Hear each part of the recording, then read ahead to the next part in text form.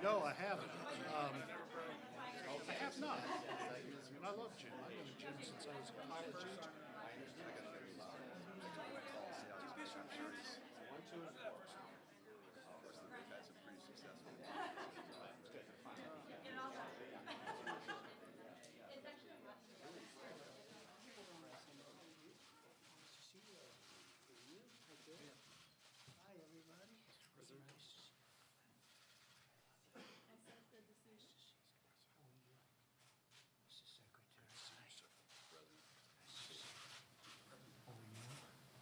Hi, everybody. See you in a second. Thank you very much. Very much appreciated. I'll be heading to Alabama on Friday, so I think some of you will be joining me, but we'll be going down Friday, and we'll let you know times and when we're leaving and how long we'll be there. It's been a tragic situation, but a lot of good work is being done. We've been in constant touch with the governor and also the governor of Georgia. And so we'll be going to the area. We'll be Alabama and the general area. We'll see Governor Ivey. So that'll be on Friday. Thank you very much. And we're here today to confront a solemn crisis that requires urgent national action. In a few moments, I will sign an executive order addressing one of our nation's most heartbreaking tragedies, veteran suicide. Our mission is to mobilize every level of American society to save the lives of our great veterans and support our heroes in need. We've worked very hard on Choice for the Veterans and so many other programs, and done a really great job in so many ways. The veteran suicide is something that's been an incredible thing to watch, hard to believe. It's tragic. Today we can help end this crisis. I'd like to thank Secretary Wilkie for being here today with us. He's done a fantastic job as Secretary. He's making tremendous progress at the VA. We are also profoundly grateful to be joined by many of our nation's leading veteran service organizations, the best, and all of the state and local veteran leaders. And I want to thank everybody very much for being here. Thank you very much. Thank you all very much. I know how hard you've been working on this. Veteran suicide is a tragedy of staggering proportions. Hard to believe. An average of 20 veterans and service members take their lives every single day. Who would believe that's possible? There are more than 6,000 veteran suicides per year. The suicide rate among veterans is 1.5 times greater than that for non-veteran adults, and the suicide rate for post-9/11 soldiers has increased significantly over the last 10-year period. To every veteran, I want you to know that you have an entire nation of more than 300 million people behind you. You will never, ever be forgotten. We are with you all the way. I think you know that. Supporting veterans is a very, very important thing to me, and it's been very important from my campaign, from day one, and from before my campaign, but from day one. Supporting veterans in distress is a critical priority for our entire administration, everybody in the administration. Last year, I signed into law the largest funding bill for the VA in its history, which included $8.6 billion for veterans in mental health services. I also signed an executive order directing the Department of Defense, Veteran Affairs, and Homeland Security to ensure our veterans have seamless access to mental health care and suicide prevention resources. These efforts focus on veterans the first year after they separate from military service, when they are at the heightened risk area. The White House VA hotline has fielded more than 200,000 calls and successfully resolved 93% of the concerns our veterans brought to them. And they worked very hard. It's been very, very effective. We secured $206 million for VA suicide prevention programming. Every VA medical center now offers same-day emergency mental health care. These are crucial steps, but unfortunately, most veterans who die by suicide have not been in the care of the VA. Many of them don't know about the programs that we have or the programs that we've instituted. In fact, nearly 70% of those lost to suicide have not received care from the VA in the previous 2 years. They're just not aware of those great strides. They're just not aware. It's just not something that's on their mind. This grave problem can only be solved if our entire country works together to build communities that truly serve, support, and protect our veterans from the first moment they return to civilian life. It's so different. They leave a military life and they go to civilian life, and it's just much different. We must keep our promises to those who keep us free. Through today's action, I am launching the Prevents Initiative, the President's roadmap to empower veterans and end the national tragedy of suicide. This order creates a new cabinet-level task force co-chaired by Secretary Wilkie.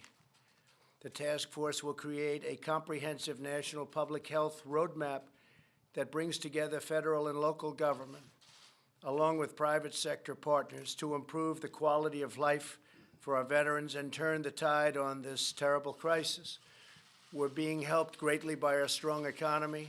Our economy is very, very powerful and makes it a lot easier for people to get jobs, including veterans.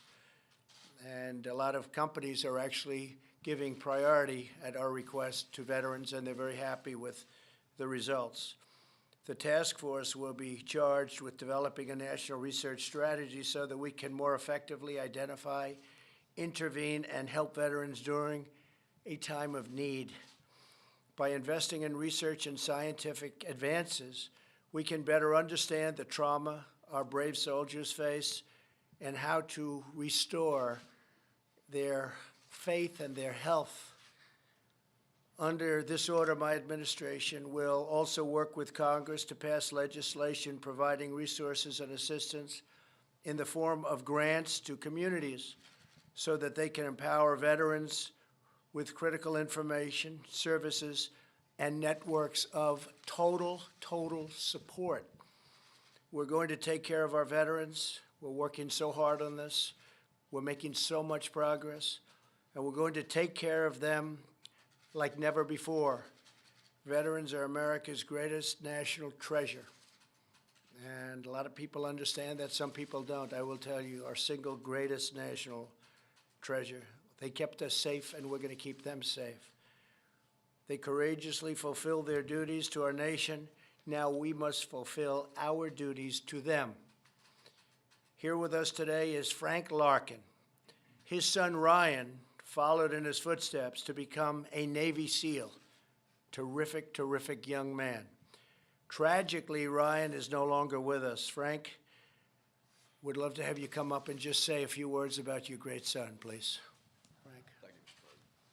Frank, yes, thank you very much. Thank you.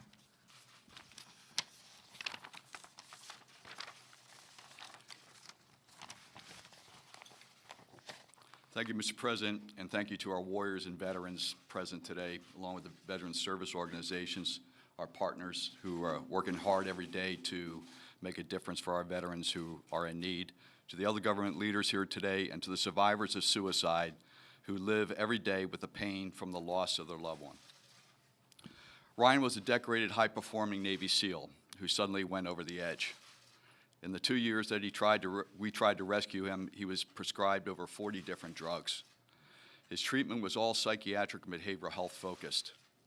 All along, Ryan kept saying that something was wrong with his head, but nobody was listening. Months before he took his life, he expressed a wish to donate his body for TBI research. Ryan was concerned about his teammates and the similar struggles that they were experiencing following both training for combat and combat operations overseas. Many are burdened with invisible wounds. as a consequence of going into harm's way into the service of this nation. After Ryan's death, we learned that he suffered from an undiagnosed severe level of microscopic brain injury uniquely related to military blast exposure, from firing our weapon systems, rockets, mortars, using explosive breaching charges, and being exposed to improvised explosive devices, IEDs. We are currently challenged by the fact that this newly discovered pattern of brain injury cannot be seen in a living person, not unlike the contact sport players who are trying to understand the effects of microscopic CTE, which also cannot be seen in a living player. This executive order is defining a national strategy that needs to resemble a Manhattan-like project. We need the science to illuminate our path forward. I am convinced that we can solve this. It is not because we lack the intellectual capability or capacity. In many cases, it's because of culture. We need all the relevant players to step onto the same field of play at the same time, completely focused on solving this problem. We need collaboration, integration of data, and unity of effort across DoD, the VA, HHS, DHS, academia, and the private sector. We need a holistic approach with a heightened sense of urgency to push the scientific research. As we develop knowledge, as we experience with the Manhattan Project and space exploration, we will inform on other disease processes and therapies that will go well beyond the veteran community and vice versa. I receive calls almost weekly from special operators, past and present, seeking help. They want to know what is happening to them. They are experiencing unexplained changes. They want to know if the pain will get better, if the demons will go away, if they will return to being the person they once were. I have to commend my own SEAL community and the Special Operations Command for embracing this challenge. They realized that things did not go well in Ryan's case, that he got left behind. They are working hard now to get it right, collecting exposure data, promoting a brain donation program to advance the research, increasing baseline health surveillance, and changing tactics to reduce exposures, especially in the combat training environment.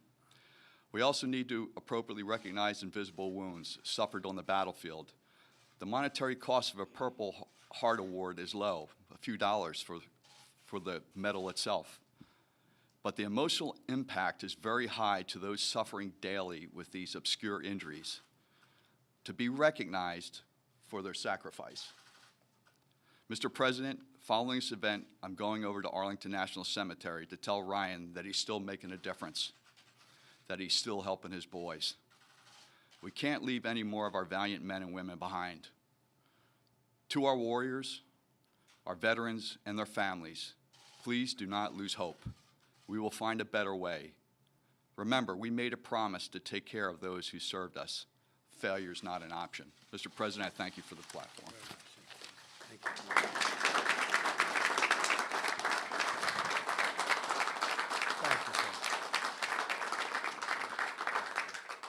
Thank you, Frank, very much. Also here today with us is Thomas Winkle, a Marine Corps veteran. He is the director of the Arizona Coalition for Military Families and the creator of a nationally recognized community collaboration model called Be Connected. And Thomas, if I might, could you please come up and say a few words? Thomas. Thank you, Mr. President. Okay, thank you, Thomas. Here you go. Thanks. Thank you, Mr. President. I greatly appreciate being able to be here and speak with you all today. To Frank, I really appreciate your words. I'm sorry about your son. He is in our hearts, and you are in our hearts, your family, and Semper Fi, brother. Folks, the Prevents Initiative is exactly what this country needs. It is exactly what the thousands, the tens of thousands of individuals across the country have been hoping for. For the past 10 years, I've been working with states, every single state across the country, local teams, state teams, federal teams. And when you boil everything down, y'all, their concerns, all their hopes, all their dreams, all their frustrations, what it really comes down to is that there needs to be a sense of coordination and collaboration, unlike what we have today and unlike what we've seen before. We're not talking about just regular old coordination and collaboration or partnership that is partnership in name only, but we need partnership that is true, that is consistent, that allows the organization to meet both its own metrics and its altruistic metrics. It's incredibly important, and it's incredibly valuable. We have examples of this true partnership, little ones all across the country. One from Arizona happens to be in 2010. The Arizona National Guard had its highest rate of suicide ever. Very, very difficult situation. Partners got together under the leadership of a collective impact initiative, and we all had the same goal in mind. How do we reduce this number or get rid of it completely? Over the course of 36 months, we dropped the rate from the highest ever to 0. It can be done. We have the ability to prevent suicide, to make lives more empowered, to make lives have more meaning, and to be able to drive folks forward to feel the success that happens when they get a great job, or they get a great spouse, or they have kids. Look, the reality is that we've all known someone who has died by suicide. It is hard, it is painful, and we have the ability to stop it. What our belief is, and the way that we were able to do this, is that we worked with a no wrong door and no wrong person approach. A no wrong door, no wrong person approach. That means every single organization was engaged. Every single organization was involved that had a stake in service members, veterans, and their families, and their survival, and their thriving. So, we have mechanics, and lawyers, and doctors, and teachers, and first responders, and we have hotel clerks. One of my favorite stories is a hotel clerk that noticed that a person that was checking in happened to be a veteran, that they were struggling in a variety of different ways, but the hotel clerk didn't know what to do. He called what we have in Arizona called the Be Connected line, talked with them. They coached him through, how do you just connect with the individual?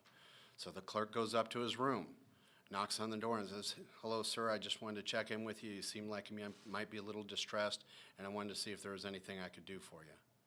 The individual said, "I'm so glad that you came up. I'm so glad that you talked with me, because I was sitting here contemplating how I was going to die, not whether, not if. So you may have just saved my life."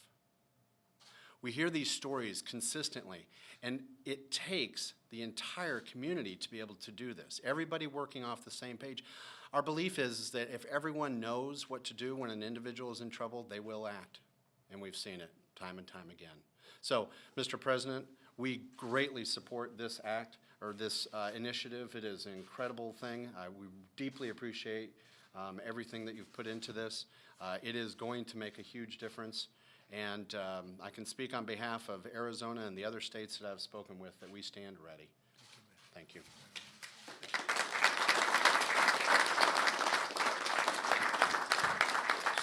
So Thomas, I heard one thing beyond all else when you just spoke so beautifully, and that was from the highest rate ever to 0. That was a very big statement, so we're going to have to find out what you're doing. Somebody's got to get together with you. That's an incredible job. I've heard about it too. Highest rate ever to 0. Thank you, Mr. President. That's what it's about. That's what we're up here for. There has to be something that we can do. There is. 20 a day? It's hard to believe. So thank you very much. Come here again. Thank you very much. I'd like to ask a man who's really done an incredible job before I sign, Secretary Wilkie, to step up and just say a few words. I'm so happy that he's our secretary. If you look over the last fairly long time now that he's been secretary, we've had so many good stories about what's happening generally at the VA. We're extremely proud of choice. It's been many, many decades that they've been trying to get choice, where a veteran can go out and see a doctor if the lines are long.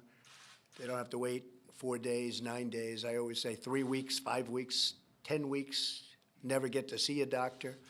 People go online and they're not feeling well, and they end up being terminal by the time they get to see a doctor. And by the way, we have great doctors, I have to say. I've heard one thing I hear, we have great doctors in the VA. A lot of people say getting there is tough, but when you see them, they're as good as anybody in the world. We have great doctors. But a man who's really put it all together is Secretary Wilkie. So, Secretary, please say a few words, please. Come on over here.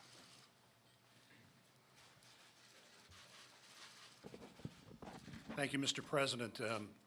I've said this to you before, separate and apart from the honor of serving in your administration, but I am what passes for an amateur historian. And there has never been a campaign or an administration where the candidate and the president put veterans at the centerpiece of his campaign and his administration until you did that. And as I speak for all of us who have worn the uniform in whatever capacity we have served, we can't thank you enough for that, Thank sir. you very much. Thank you, sir. So last week, 3 Department of Veterans Affairs heroes put their lives on the line to keep a fellow veteran from taking his own life. Dr. Bruce Goldfeder, Dr. Evelyn Alba, and hospital technician Navarone Johnson in the West Palm Beach VA Medical Center risked their lives to save the life of a veteran. 2 of our VA heroes were wounded, 1 severely, but that veteran lived.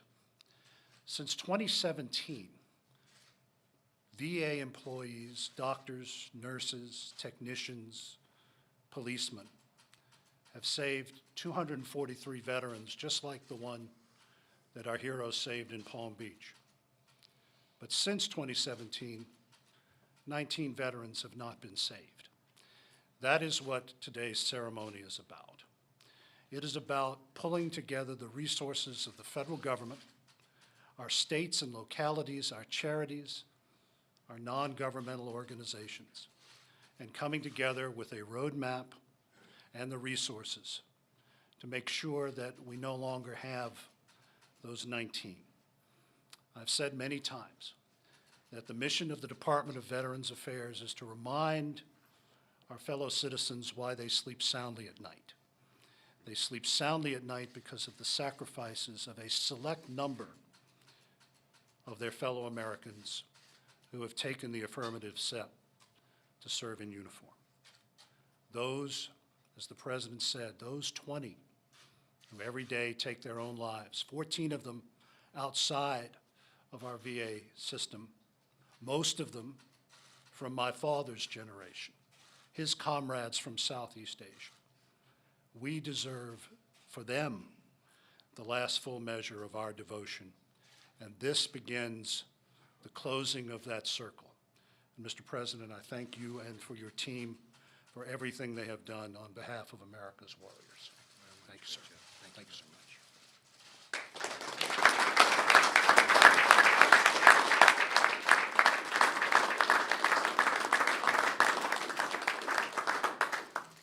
Very important to me and to everybody here. Thank you very much.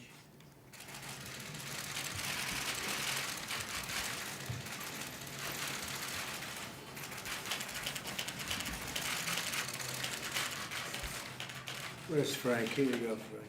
Our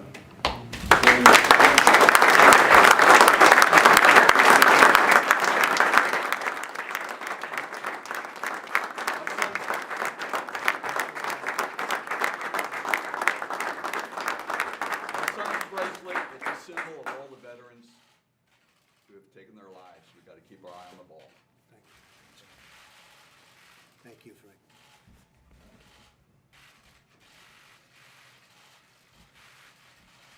And these are, you can pass these out, fellas, okay? You'll pass them around, all right? Thank you very much, everybody. Thank you. Your response to the Democrats who are calling for a criminal investigation into your security clearance? The witch hunt continues. The fact is that, I guess we got 81 letters. There was no collusion. There was a hoax. There was no anything. And they want to do that instead of getting legislation passed. 81 people or organizations got letters. It's a disgrace. It's a disgrace to our country. I'm not surprised that it's happening. Basically, they've started the campaign. So the campaign begins. But the campaign's actually, their campaign's been going on for the last 2.5 years. So it's a shame. And the people understand it. When they look at it, they just say presidential harassment, but that's okay. No administration has accomplished, probably you could say this with absolute surety, in the first 2 years, anywhere near what we've accomplished, whether it's the tax cuts, whether it's regulation cuts, whether it's the Veterans Administration, what we've done with the Veterans Administration with choice and so many other things that nobody thought would be possible to get passed. No administration has done in its first 2 years what the Trump administration has done. So what the Democrats want to do, they cannot stand the loss. They could not stand losing in 2016. I see it all the time. I see people getting on. I saw a certain person get up yesterday, the anger, and they just haven't gotten used to the fact that we won a lot of states that haven't been won by Republicans in a long time. But essentially what they're saying is the campaign begins, instead of doing infrastructure, instead of doing health care, instead of doing so many things that they should be doing, they want to play games. President Obama, from what they tell me, was under a similar kind of a thing, didn't give one letter. They didn't do anything. They didn't give one letter of the request. Many requests were made. They didn't give a letter. It's too bad, because I'd rather see them do legislation. We negotiate out legislation where so many things, actually things that we agree on, like infrastructure, but they want to focus on nonsense.